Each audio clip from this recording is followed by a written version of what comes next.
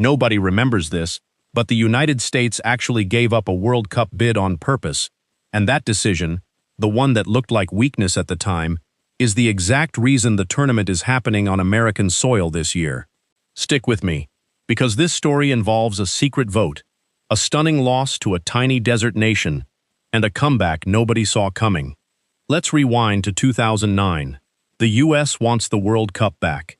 It hasn't hosted since 1994, and soccer in America is still fighting for legitimacy.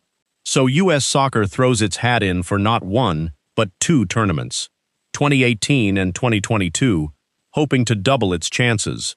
On paper, that's smart. In practice, it's a problem, because FIFA doesn't love countries hedging their bets across two votes at once. Here's where it gets interesting. In October 2010, just weeks before the actual vote, the US quietly walks away from the 2018 race. No dramatic press conference, no outrage, just a calm statement from bid chairman Sunil Gulati, saying they'd rather focus everything on 2022. On the surface, this looks like a retreat. But look closer, and it's actually a calculated read of the room. FIFA rules meant Europe was basically guaranteed the 2018 tournament anyway, so why waste political capital fighting a battle you can't win, when you could redirect every ounce of that energy into the one you actually might? So the US goes all in on 2022. Bill Clinton shows up to the final presentation in Zurich. The bid looks strong, confident even. And then December 2nd, 2010 happens. FIFA's Executive Committee meets behind closed doors for a secret ballot, and after 4 rounds of voting, the result comes out. Qatar wins, 14 votes to 8. A nation smaller than Connecticut, with no World Cup qualification history, air-conditioned outdoor stadiums, and blistering summer heat, beats the United States for the biggest sporting event on the planet. The reaction was brutal. American players called it a money decision, not a merit decision. Even President Obama weighed in, saying flat out that he thought FIFA got it wrong. And almost immediately the whispers started, because just months earlier, 2 FIFA Executive Committee members had already been caught and suspended for offering to sell their votes to undercover reporters posing as lobbyists. The system that just rejected the US bid was the same system already under investigation for corruption. So here's the moment that matters.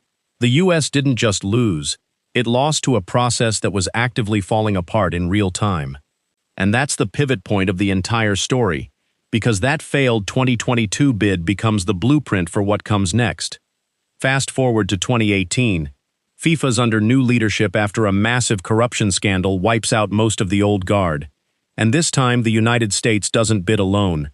It partners with Mexico and Canada, forming a single joint bid, spreading the cost, spreading the stadiums, and spreading the political risk across 3 countries instead of 1. Morocco is the only real competition. And this time, when the vote happens at the FIFA Congress in Moscow in June 2018, it isn't close. The United bid wins in a landslide, 134 votes to 65, on the very first ballot. Think about the contrast. In 2010, the US showed up alone, confident, and got blindsided by a system nobody fully understood yet. In 2018, it showed up as part of a coalition, in a reformed FIFA, with a plan built directly from the lessons of that earlier loss. The quiet withdrawal from the 2018 race back in 2010 wasn't the end of anything. It was the first move in a much longer game, one that took 8 years, a partnership with 2 neighboring countries, and a complete institutional shakeup at FIFA to finally pay off. That's the real story behind why the US is hosting this year.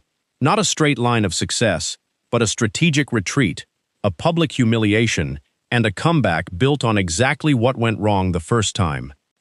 So next time someone tells you a withdrawal is always a loss, remember this one turned into the biggest win in American soccer history. If you didn't know this backstory before today, drop a comment and let me know what part surprised you most.